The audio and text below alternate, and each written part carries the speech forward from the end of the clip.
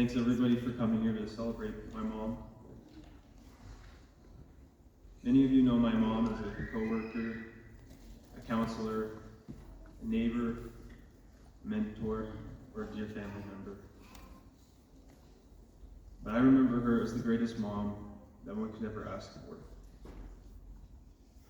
Despite the different roles she played in all of our lives, she treated each of those roles exactly the same, with love, support, and selflessness. Even till the end of her life, she was always thinking of others over herself. She always was striving to comfort the ones around her more than herself. And I think it's because of this love that she had for everybody that she met, that she was able to go through such burdens with such grace. One of my favorite memories of my mom was when we were younger, all the kids, we would finish church, right?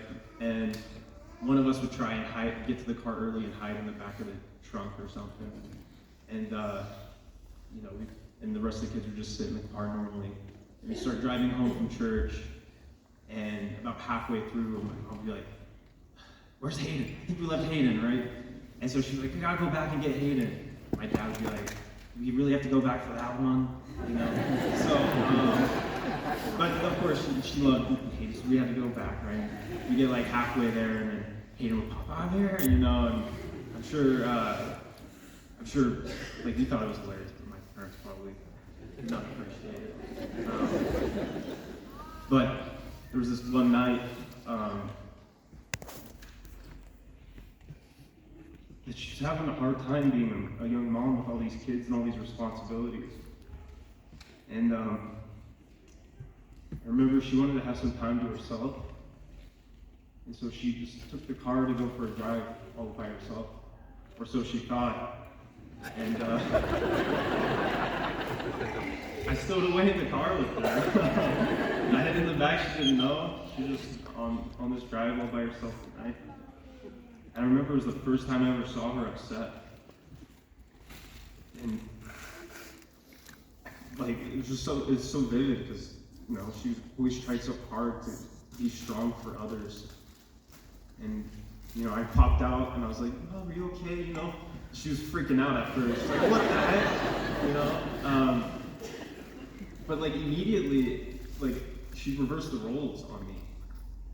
I was there trying to comfort her, and she's like, "I know, everything's fine. Rick, like, how are you? Are you okay? Like, what happened?" And she just immediately started comforting me. And that's just the way she always was, to the very end. When she was struggling and hurting, she just reached out to others. Like, if I was having some trouble, when she was going through all this stuff, all the chemo and all the pain, she would just talk to me about my problems, even on her deathbed. She was just asking me about my life and everything. And so, she's the most admirable person I've ever known. She'll continue to live on in the legacy of her family because of how much she loved them, but also because of the way she taught others to love. Because of this beautiful impact, it's going to affect generations and generations to come. And so I just want to say, I'm so grateful for the mom that I had, and that she left this world in such a better state than when she came. In the name of Jesus Christ. Amen.